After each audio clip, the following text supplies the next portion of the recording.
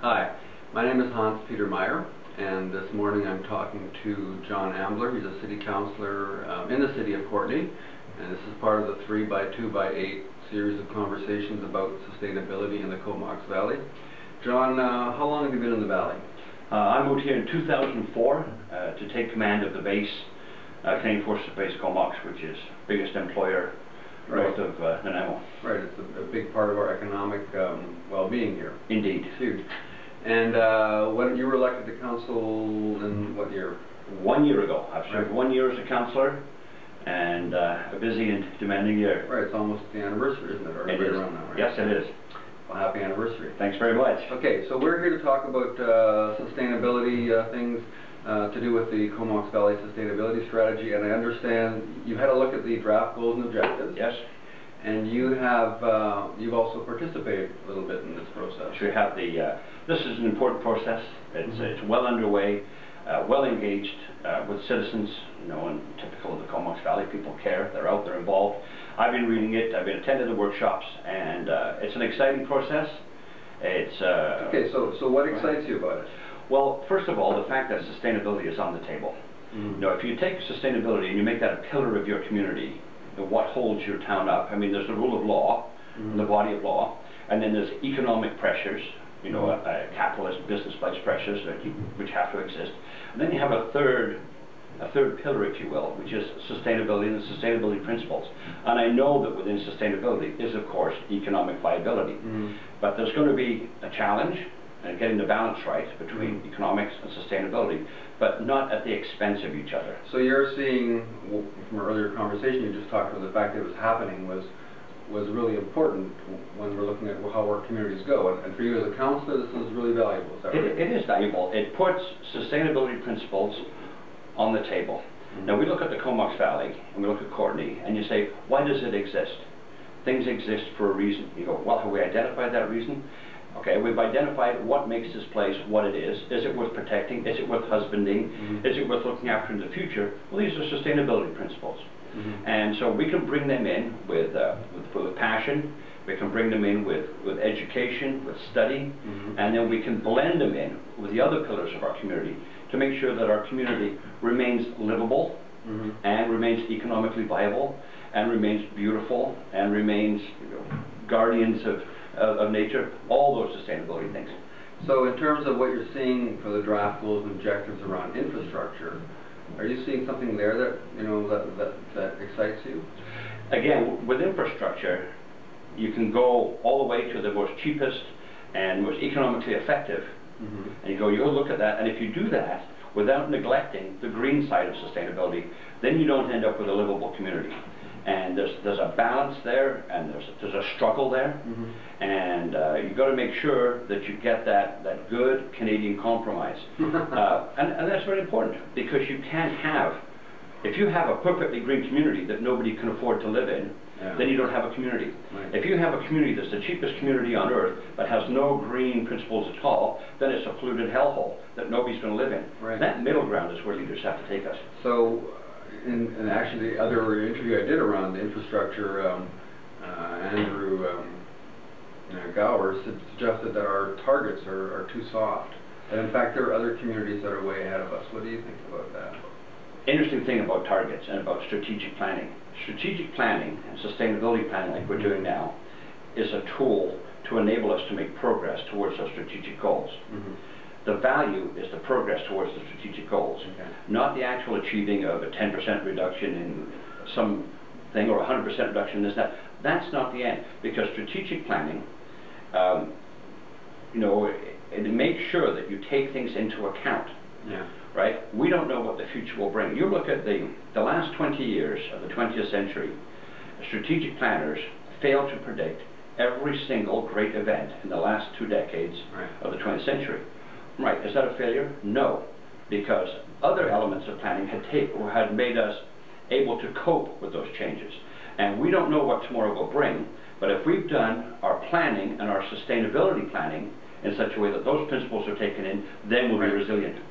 Okay, so let's move on to the second question here, which is, what are the challenges? I mean, as a councillor, what do you see are the challenges of actually moving ahead towards those kind of in that direction, in this community? Well, the first challenge is going to be expectation management. There are some people who have us 100% on the sustainability principles and goals, perhaps at the expense of other things, right? That's good, that's idealistic, but that's actually not workable. And so then there's another group of our society that looks at the sustainability agenda and goes, my goodness, we're all going to be living in communal housing, washing ourselves once a week, and eating things that we grew on our own. I go, that's not right either. But this is Canada. We live in the great Canadian compromise, the great Canadian middle ground, and that's what leaders do. You've got to satisfy the economic and the quality of life needs of the citizens, at the same time respecting and incorporating the sustainability goals. Now, the goal of 100% improvement in transit use by 2010, whatever goal you want to use, is a worthy endeavor, but it's a target. And it's moving towards that target is what guides your actions as you make decisions. Right, so you see the challenge for yourself and for your council is basically managing expectations around, absolutely, around where we are on that. So the third question has to do with how is council, or how are you as a councillor, how is this council going to show the kind of leadership that this community needs to move towards those kind of targets? Well, when we're making the decisions, we have to look at the pillars. I mean, always we're going to follow the rule of law, and we have staff that make sure that we do that. But if you look at economic decisions, right, what kind of development do you want and need, right? And you need it. People have to work. There has to be an income for the community. And they go, right, the sustainability principles, how good are we at respecting them as we move forward? That is going to be an increasingly important challenge, and it's one that is currently on the agenda. And if we look most recently, a decision made to expand a car dealership, and just down here, quite close to the river. All the elements that make that green were very, very important. And as we worked with the developer of that infrastructure, the kind of doors and how it was going to be operated would make sure that heat wasn't lost. Special glass, special lights to not affect migratory waterfowl. Things to make sure that any sort of a lubricant can't leak into the river, the catchment. All these elements, and these are green elements I'm talking about now, all of these were vital and important, and it wouldn't have proceeded without them. The developer knew that because he knows the community, city council knew that, staff knew that, and so we're going to have some development and expansion of a business, a good thing, but at the same time respecting sustainability principles. I mean, that's the win-win that we seek. Right, so is council, do you generally see council on site for sustainability principles, generally? Generally, yes. Yeah. Where are the sticking points, or, you know? Well, it's hard to put your finger on the sticking point, but it's more of which way does the balance tip.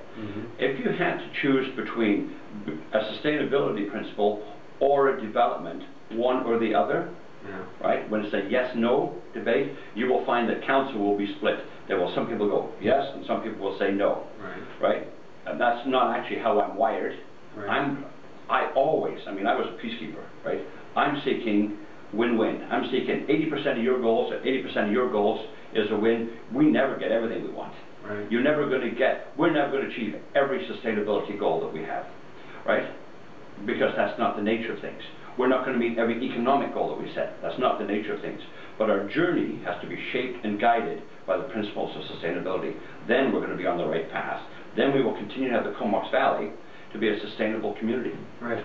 So to go back to this question of expectation management, how do you see council, and you've also mentioned in another conversation just about how this community, people in Courtenay generally, are ahead of the curve a little bit in terms of other communities around sustainability or green issues. So how does council position itself then to actually be ahead of us as a community when we're a little bit ahead of the curve? Well, first of all, city councillors are of the community. You know, we were elected out of the population of the city of Courtenay. And so if the city of Courtenay as a city has this love of our environment, has this notion of stewardship of the natural beauties and the natural resources and the way of life that we have around here, then we reflect that. And there's nobody on council that does not reflect that. Where the diversity comes is where that falls as number one or number two or number three, but it's on everybody's agenda. Okay. Well, thank you very much for this time. We've taken up a lot of time and you've been very animated. I really appreciate that, John.